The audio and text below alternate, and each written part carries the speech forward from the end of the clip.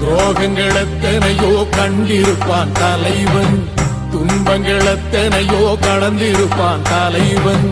நாங்கள் வென்று வாழத்தானே, எங்கள் நாட்டை நாங்கள் ஆளத்தானே.